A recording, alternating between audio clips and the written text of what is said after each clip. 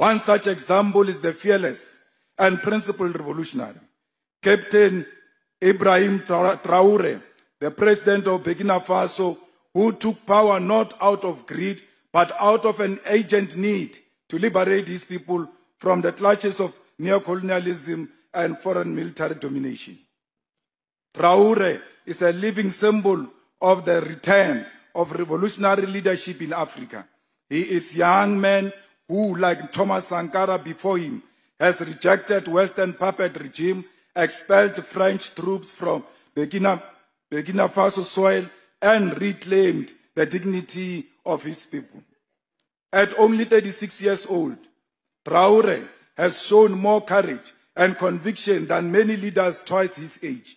He has put his life on the line to defend his nation's sovereignty and natural resources.